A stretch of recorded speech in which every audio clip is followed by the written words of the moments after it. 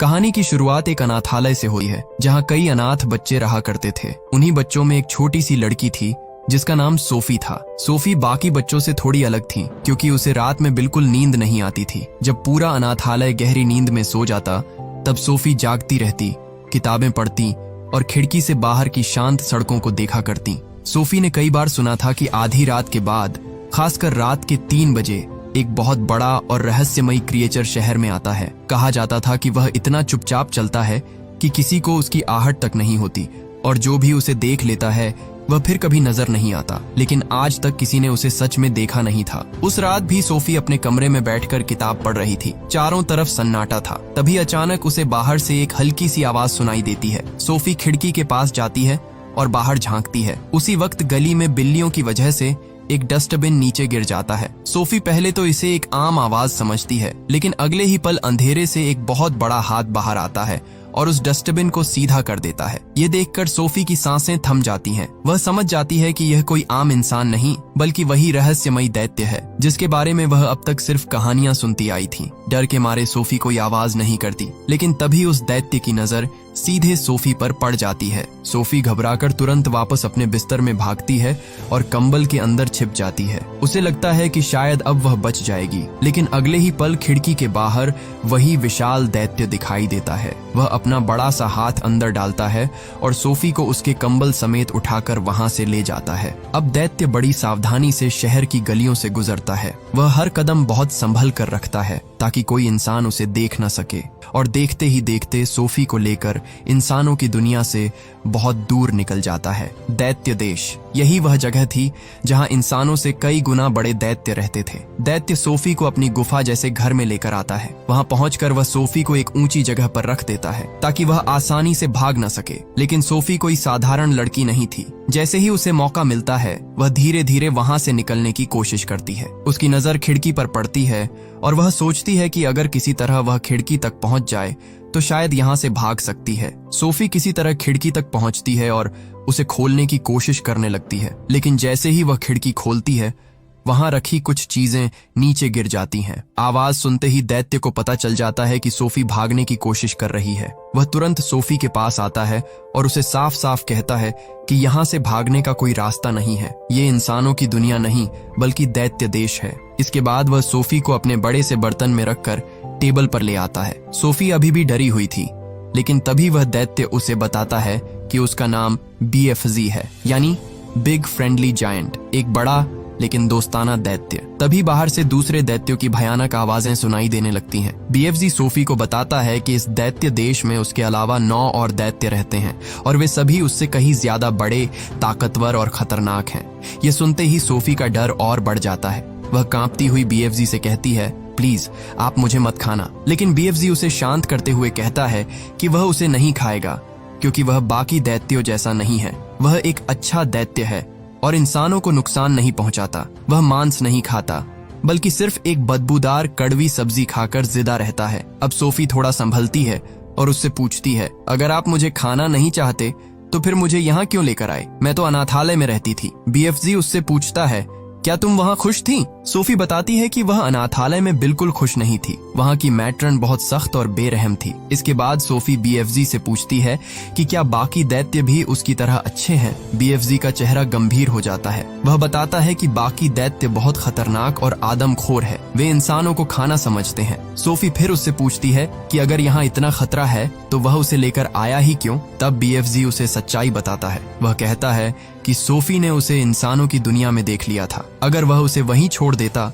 तो सोफी सबको बता देती कि उसने एक असली दैत्य देखा है। फिर यह बात रानी तक पहुंचती और रानी अपनी पूरी सेना के साथ दैत्य देश पर हमला कर सकती थी। अब सोफी को यकीन होने लगता है कि BFZ उसे नहीं खाएगा। उसका डर थोड़ा कम हो जाता है और वह पहले से ज्यादा हिम्मत दिखाने लगती है। इसके बाद BFZ सोफी को सख्त चेतावनी देता है कि वह कभी भी गुफा से बाहर निकलने की कोशिश न करे, क्योंकि बाहर घूमने वाले बाकी दैत्य बेहद खतरनाक और आदमखोर है। अगर उनमें से किसी ने भी सोफी को देख लिया तो वह उसे जिदा निगल जाएंगे। BFZ साफ कह देता है कि अब सोफी को हमेशा यही रहना होगा। उसकी बात सुनकर सोफी परेशान हो जाती है, लेकिन BFZ के चेहरे पर भी एक अलग ही डर नजर आ रहा था। कुछ देर बाद BFZ सोफी को एक बड़े से बैरल में सुला देता है और उसे आराम करने के लिए कहता है। जैसे ही सोफी सो जाती है, बीएफजी चुपचाप वहां से निकलता है और एक झरने के पीछे छिपे रास्ते से होते हुए अपने गुप्त कमरे में पहुंचता है। ये कमरा किसी जादुई दुनिया से कम नहीं था। चारों तरफ रंग बिरंगी चमकती हुई बोतलें रखी थीं, लेकिन ये कोई साधारण बोतलें नहीं थीं।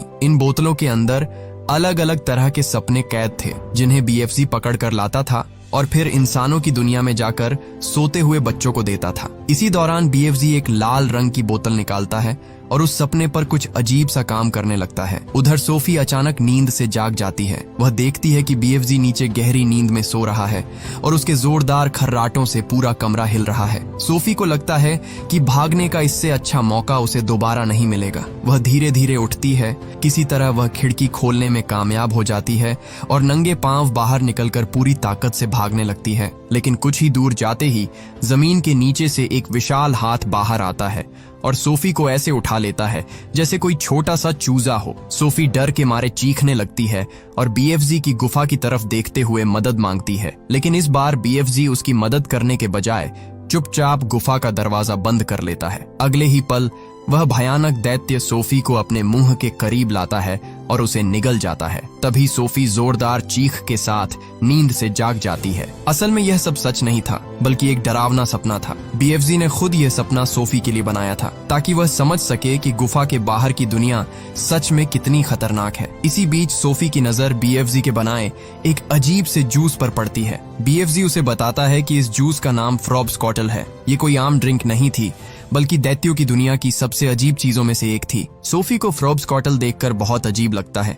क्योंकि आमतौर पर किसी भी ड्रिंक के बुलबुले ऊपर की तरफ जाते हैं और उसे पीने के बाद डकार आती है, लेकिन इस जूस में बुलबुले ऊपर नहीं बल्कि नीचे की तरफ जा रहे थे। उसे इस अजीब जूस की असली ताकत का अंदाजा हो जाता है। अचानक चिंगारियों और बिजली जैसी आवाजों के साथ एक जोरदार धमाका होता है। ये धमाका इतना तेज था कि उसकी आवाज पूरी गुफा में गूंज जाती है। इस शोर को सुनकर वहां एक बेहद खतरनाक दैत्य आ जाता है। वह बाकी आदमखोर दैत्यों से भी ज्यादा डरावना था और उन सभी 9 दैत्यों का सरदार था। उसका नाम था फ्लैश लम्पीटर। उसकी सूंघने की शक्ति इतनी तेज थी कि वह दूर से ही इंसान की मौजूदगी भांप सकता था। फ्लैश लम्पीटर जैसे ही गुफा में आता है, उसे तुरंत इंसान की खुशबू महसूस होने लगती है। सोफी उसे देखकर डर के मारे पीछे छिप जाती है, लेकिन फ्लैश लम्पीटर को यकीन हो जाता है कि यहाँ कहीं न कहीं कोई इंसान जरूर मौजूद है। डर के मारे सोफी जल्दी से उस बदबूदार कड़वी सब्जी के अंदर छिप जाती है जिसे बीएफजी मजबूरी में खाया करता था। लेकिन जैसे ही वह उस सब्जी को सूंघता है, उसे उसमें इंसान जैसी खुशबू आने लगती है, इसलिए वह उसी बदबूदार कड़वी सब्जी को खाने लगता है। तभी अचानक सोफी का पैर बाहर दिख जाता है और बीएफजी समझ जाता है कि सोफी उसी सब्जी के अंदर फंसी हुई है। बीएफजी बिना घबराए चालाकी से फ्लैश लम्पीटर को रोक लेता है। वह उसे याद दिलाता है कि उसे सब्जियों से नफरत है और वह सिर्फ मांस खाने वाला दैत्य है। यह सुनते ही फ्लैश लम्पीटर गुस्से में उस सब्जी को फेंक देता है और फ्रॉब्सकॉटल उठाकर गुफा से बाहर चला जाता है। उसके जाते ही बीएफजी तुरंत सोफी को बाहर निकालता है। बीएफजी वहां सोफी को नहलाता है, उसे सुखाता है और पहनने के लिए साफ कपड़े देता है। फिर वह उसके लिए पेड़ के अंदर एक छोटा सा आरामदायक बिस्तर तैयार करता है। साथ ही उसके पास उसकी किताब और चश्मा भी रख देता है ताकि सोफी को थोड़ा अपनापन महसूस हो। इसके बाद बीएफजी उससे कहता है कि अब उसे काम पर जाना होगा, इसलिए सोफी को यहीं सुरक्षित रहना पड़ेगा। सोफी ये सुनकर उससे पूछती है, आप आखिर काम क्या करते हैं? बीएफजी सोफी को बताता है कि उसका काम बहुत अलग है। वह दूर दूर जाकर सपने पकड़ता है और फिर इंसानों की दुनिया में जाकर सोते हुए बच्चों को अच्छे सपने देता है। ये सुनते ही सोफी की आंखों में क्यूरियोसिटी आ जाती है। वह भी बीएफजी के साथ जाने की जिद करने लगती है। पहले तो बीएफजी उसे साफ मना कर देता है, क्योंकि बाहर हर तरफ आदमखोर दैत्यों का खतरा था। लेकिन सोफी उससे कहती है कि वह भी उसकी तरह अकेली है। वह एक अनाथ लड़की है जिसका कोई अपना नहीं है। बीएफजी का दिल पिघल जाता है। वह सोफी को अपने साथ ले जाने के लिए मान जाता है, लेकिन जाने से पहले वह उसे समझाता है कि यह सफर बिल्कुल आसान नहीं होगा। उन्हें रास्ते में सोए हुए आदमखोर दैत्यों के बीच से चुपचाप निकलना होगा और सामने वाली पहाड़ी की चोटी तक पहुंचना होगा। सोफी के साथ यह काम और भी मुश्किल था, क्योंकि जरा सी आवाज भी उन दैत्यों को जगा सकती थी। इसके बाद बीएफजी बहुत धीरे धीरे दबे पांव आगे बढ़ने लगता है। रास्ते में एक दैत्य सो रहा होता है जिसे अचानक छींक आने वाली होती है। अगर वह छींक देता तो बाकी सारे दैत्य भी जाग जाते। इसलिए बीएफजी बड़ी अजीब और मजेदार तरीके से उसकी छींक रोक देता है। आगे एक कौवा आवाज करने वाला होता है तो बीएफजी जल्दी से उसकी चोंच भी दबा देता है ताकि कोई आवाज बाहर न निकले। किसी तरह वह सोफी को लेकर वहां से निकलने ही वाला होता है, लेकिन तभी एक खूंखार दैत्य की नजर उस पर पड़ जाती है। वह दैत्य बीएफजी को पकड़ लेता है और उसे हवा में लटका देता है। यह देखकर सोफी डर के मारे पास खड़ी एक कार में जाकर छिप जाती है। कुछ ही पलों में बाकी सारे दैत्य भी जाग जाते हैं। अब उनका सरदार फ्लैशलम पीटर बीएफजी को परेशान करने के लिए एक खतरनाक खेल खेलने की सोचता है। एक दैत्य बीएफजी को पहाड़ी के ऊपर ले जाता है, जबकि दूसरा दैत्य सामने वाली पहाड़ी पर 2 गाड़ियों को लेकर खड़ा हो जाता है। उन्हीं गाड़ियों में से एक के अंदर सोफी छिपी हुई थी। इसके बाद वे दैत्य गाड़ियों को आपस में टकराने का खेल शुरू कर देते हैं। टक्कर बस होने ही वाली थी कि सोफी अपनी हिम्मत जुटाती है और गाड़ी का स्टीयरिंग घुमा देती है। गाड़ी रास्ता बदल लेती है और उसकी वजह से एक दैत्य बुरी तरह नीचे गिर जाता है। सोफी किसी तरह बच जाती है, लेकिन दैत्यों को यह सब देखकर और भी मजा आने लगता है। अब वे बीएफजी को रेत की बोरी की तरह इधर उधर उछालने लगते हैं। बीएफजी कमजोर था, इसलिए वह उनका मुकाबला नहीं कर पाता। सोफी यह सब देखकर बहुत डर जाती है, लेकिन तभी अचानक बारिश शुरू हो जाती है। अजीब बात यह थी कि जो दैत्य किसी इंसान, जानवर या खतरे से नहीं डरते थे, वे बारिश से बुरी तरह घबरा जाते हैं। कोई अपने छोटे से छाते के नीचे छिपने लगता है तो कोई पेड़ उखाड़कर उसे अपने ऊपर ढाल की तरह इस्तेमाल करने लगता है। कुछ ही देर में सारे दैत्य बारिश से बचने के लिए वहां से भाग खड़े होते हैं, लेकिन बीएफजी बारिश से बिल्कुल नहीं डरता था। उसके लिए यही मौका था। वह तुरंत इस मौके का फायदा उठाता है और जल्दी से सोफी को वहां से सुरक्षित बाहर निकाल लेता है। लेकिन इसी बीच एक बड़ी गलती हो चुकी थी। सोफी का कंबल वहीं छूट गया था। बाद में जब दैत्य उस कंबल को सूंघते हैं तो उन्हें समझ आ जाता है कि यह किसी इंसान का है, यानी अब सोफी का राज ज्यादा देर तक छिपने वाला नहीं था। दूसरी तरफ सोफी बीएफजी से कहती है कि आपको उन दैत्यों को अपने साथ ऐसा बर्ताव नहीं करने देना चाहिए था, लेकिन बीएफजी उदास होकर बताता है कि वह यहाँ 9 आदमखोर दैत्यों के बीच अकेला रहता है। वे दैत्य इंसानों की खुशियां छीनते हैं, उनके बच्चों को खा जाते हैं और वह चाह कर भी उन्हें रोक नहीं पाता।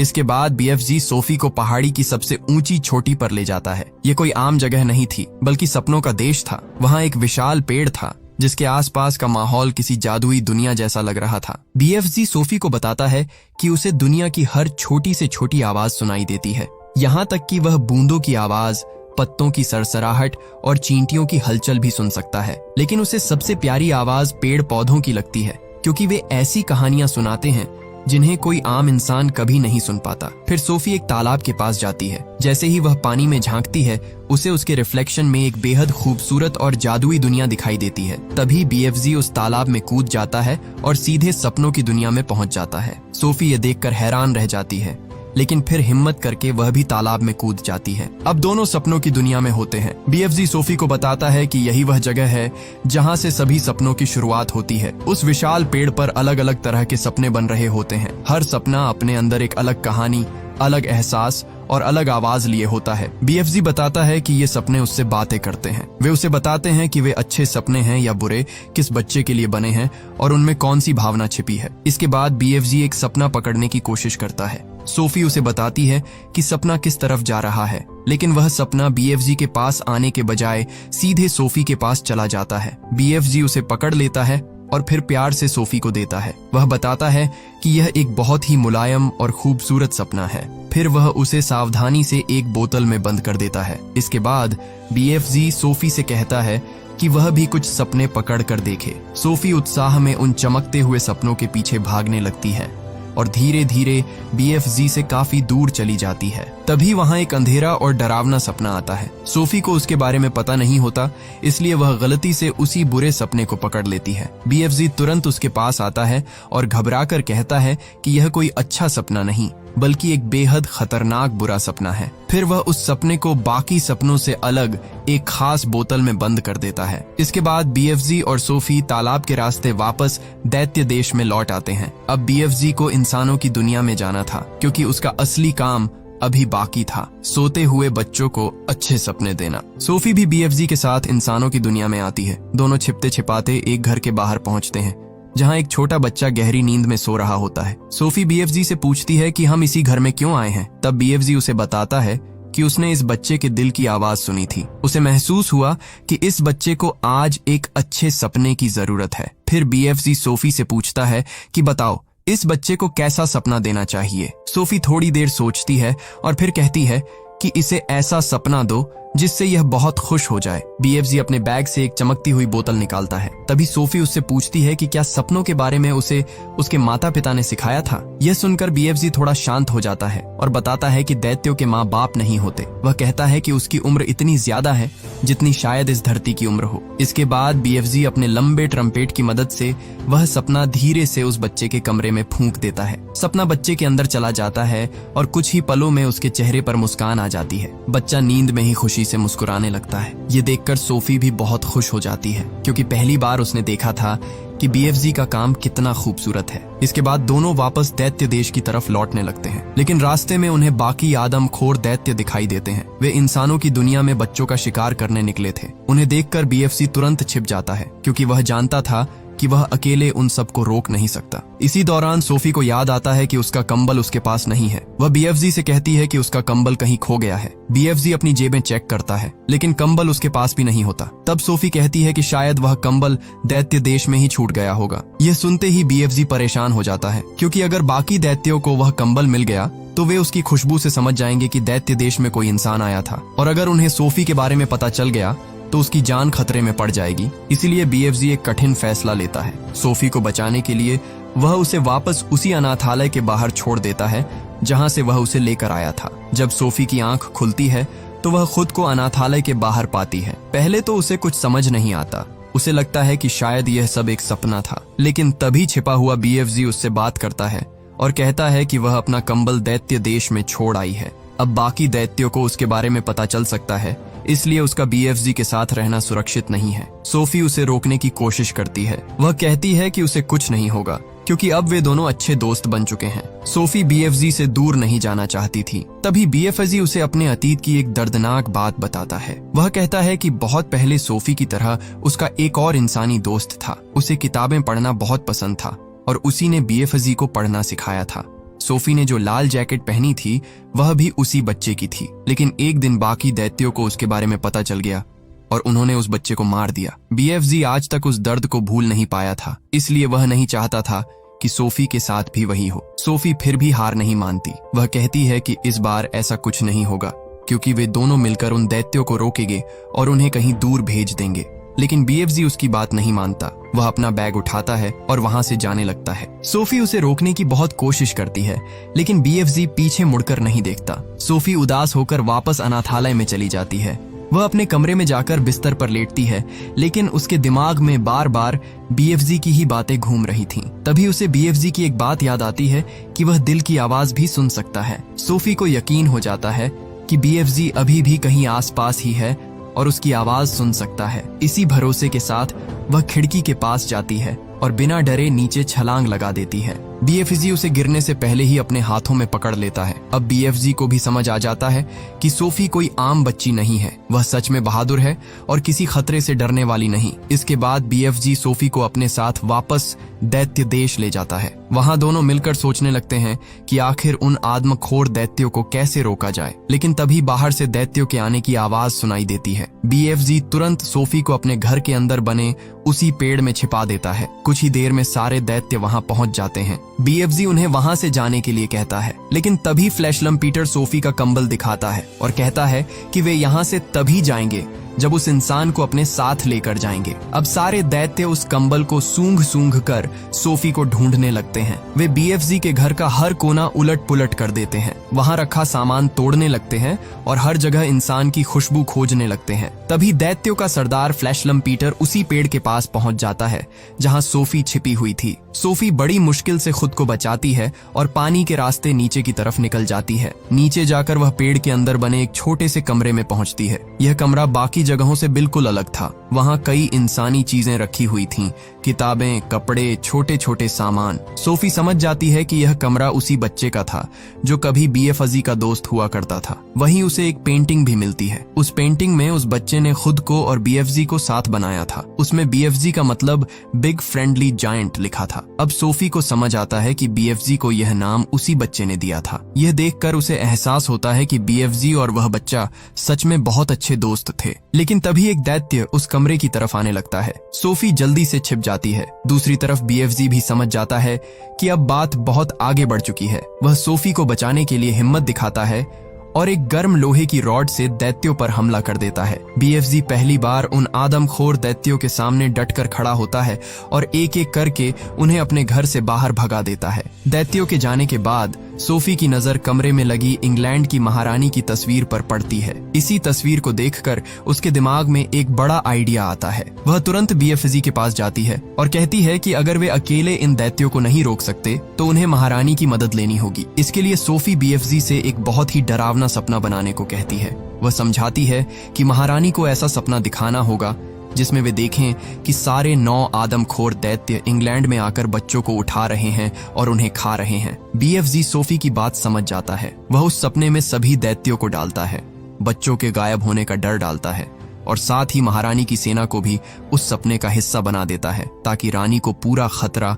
साफ साफ दिखाई दे। सोफी बीएफजी से कहती है कि इस सपने में सिर्फ दैत्य और सेना ही नहीं बल्कि उसे और बीएफजी को भी शामिल करना होगा, क्योंकि अगर महारानी सपने में सोफी और बीएफजी को देख लेगी तो जागने के बाद उन्हें समझ आ जाएगा कि यह कोई साधारण सपना नहीं बल्कि एक चेतावनी है। बीएफजी सोफी की बात मानता है और सारे हिस्से जोड़कर वह सपना पूरी तरह तैयार कर देता है। इसके बाद दोनों अपने प्लान के मुताबिक छिपते छिपाते हुए महारानी के महल तक पहुंचते हैं। वहां पहुंचकर बीएफजी अपने लंबे ट्रम्पेट की मदद से वह डरावना सपना महारानी के कमरे में फूंक देता है। सपना महारानी के अंदर चला जाता है। यह सपना इतना डरावना था कि महारानी की नींद टूट जाती है। तभी उनकी नौकरानी मेरी भी कमरे में आ जाती है। महारानी उसे बताती है कि उन्होंने बहुत भयानक सपना देखा है जिसमें बड़े बड़े मांस खाने वाले दैत्य बच्चों को उठा रहे थे। उसी समय मेरी अखबार देखती है और हैरान रह जाती है क्योंकि अखबारों में सच में बच्चों के गायब होने की खबरें छपी होती हैं। ये देखकर महारानी को समझ आने लगता है कि उनका सपना सिर्फ सपना नहीं था। फिर महारानी को याद आता है कि उन्होंने सपने में एक छोटी लड़की को अपनी खिड़की पर बैठे देखा था। वह मेरी से पर्दे खोलने को कहती है। जैसे ही मेरी पर्दे खोलती है उसके होश उड़ जाते हैं क्योंकि बाहर खिड़की पर सच में सोफी बैठी होती है। महारानी भी यह देखकर हैरान रह जाती है। फिर महारानी सोफी से पूछती है कि क्या उसे यहाँ कोई दैत्य लेकर आया है। सोफी उन्हें बताती है कि हाँ, लेकिन वह कोई बुरा दैत्य नहीं है। वह उसका सबसे अच्छा दोस्त है और उसी ने यह सपना बनाया था ताकि महारानी को खतरे के बारे में बताया जा सके। महारानी सोफी से पूछती है कि वह और उसका दोस्त यहाँ क्यों आए हैं। सोफी उन्हें याद दिलाती है कि जवाब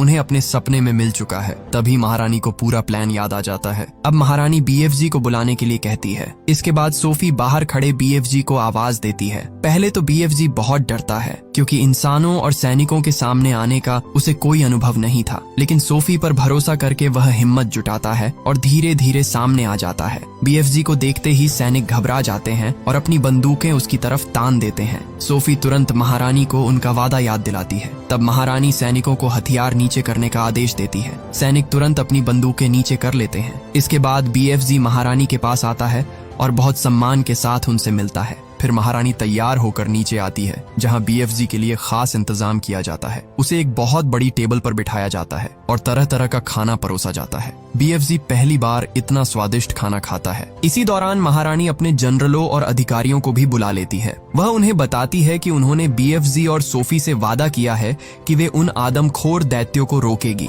अब सेना को बीएफजी के पीछे पीछे दैत्य देश जाना होगा ताकि उन दैत्यों को हमेशा के लिए पकड़ा जा सके। इसके बाद महारानी की पूरी आर्मी बीएफजी के पीछे पीछे दैत्य देश की तरफ निकल पड़ती है। जैसे ही वे दैत्य देश की सीमा में पहुंचते हैं उनके सारे कंपास और मशीनें काम करना बंद कर देते हैं, लेकिन बीएफजी रास्ता अच्छी तरह जानता था, इसलिए वह सभी को सही सलामत वहां तक ले आता है। दैत्य देश पहुंचकर बीएफजी सैनिकों को वहीं रुकने के लिए कहता है और खुद सोफी को लेकर अपने घर चला जाता है। वहां पहुंचकर वह एक और बेहद डरावना सपना तैयार करने लगता है। बीएफजी सोफी से कहता है कि वह यह सपना उन आदमखोर दैत्यों को देगा। अगर इस सपने ने अपना असर दिखा दिया तो उठने के बाद वे दैत्य इतने डर और घबराहट में होंगे कि सैनिक उन्हें आसानी से पकड़ लेंगे। फिर बीएफजी और सोफी उस डरावने सपने को लेकर दैत्यों के पास पहुंचते हैं। लेकिन तभी BFG को याद आता है कि वह अपना ट्रम्पेट तो महारानी के महल में ही छोड़ आया है। अब वह काफी परेशान हो जाता है क्योंकि बिना ट्रम्पेट के सपना दैत्यों तक पहुंचाना मुश्किल था। लेकिन सोफी हिम्मत नहीं हारती। वह उस सपने का जार लेकर खुद ही धीरे धीरे सोए हुए दैत्यों के पास जाने लगती है। BFG उसे रोकने की कोशिश करता है, लेकिन तभी एक दैत्य की आंख खुलने लगती है। हालात बिगड़ते देख सोफी तुरंत जार तोड़ देती है। जार टूटते ही वह डरावना सपना आजाद हो जाता है और एक एक करके सभी दैत्यों के अंदर जाने लगता है। सपना अपना असर दिखाने लगता है। बाकी दैत्य नींद में ही डरने, घबराने और अजीब हरकतें करने लगते हैं। उन्हें ऐसा महसूस होने लगता है जैसे उनके अपने किए हुए पाप अब उनके सामने आ गए हों। लेकिन उनका सरदार फ्लैश लम्पीटर सबसे ताकतवर था। वह उस सपने को अपने अंदर घुसने से रोक देता है और उसे खत्म कर देता है, इसलिए उस पर सपने का कोई असर नहीं होता। जैसे ही उसे सोफी दिखाई देती है, वह गुस्से में उस पर हमला करने के लिए आगे बढ़ता है। तभी BFG बीच में आकर सोफी को बचा लेता है। फ्लैश लम्पीटर अब BFG पर भी हमला करने लगता है, लेकिन इसी समय महारानी की सेना अपना ऑपरेशन शुरू कर देती है। सैनिक दैत्यों पर जाल और हथियारों की मदद से हमला करते हैं और एक एक करके सभी आदमखोर दैत्यों को पकड़ने लगते हैं। कुछ ही देर में पूरी सेना मिलकर उन सभी खतरनाक दैत्यों को काबू में कर लेती है। फिर हेलीकॉप्टर की मदद से उन्हें दैत्य देश से बहुत दूर ले जाया जाता है और समुद्र के बीचों बीच एक सुनसान आइलैंड पर छोड़ दिया जाता है ताकि वे कभी वापस आकर इंसानों को नुकसान न पहुंचा सके। उस आइलैंड पर खाने के लिए कुछ भी नहीं था, इसलिए महारानी वहां उसी बदबूदार कड़वी सब्जी के ढेर सारे बीज गिरवा देती है जिसे BFG मजबूरी में खाया करता था। अब उन आदमखोर दैत्यों के पास जिंदगी भर वही खराब सब्जी खाने के अलावा कोई रास्ता नहीं बचता। ये देखकर वे सभी रोने और चिल्लाने लगते हैं। इसके बाद सोफी की जिंदगी भी पूरी तरह बदल जाती है। महारानी की नौकरानी मेरी सोफी को गोद ले लेती है। अब सोफी को एक नया घर, नया परिवार और एक सुरक्षित जिंदगी मिल जाती है। वही BFG वापस अपनी दुनिया में लौट जाता है। लेकिन सोफी और BFG की दोस्ती कभी खत्म नहीं होती। जब भी सोफी को BFG की याद आती, वह अपने दिल से उससे बातें करती, क्योंकि BFG दुनिया की हर फुसफुसाहट सुन सकता था। और इसी तरह एक अकेली अनाथ लड़की और एक अकेले दैत्य की दोस्ती ने इंसानों की दुनिया को उन आदमखोर दैत्यों से हमेशा के लिए बचा लिया।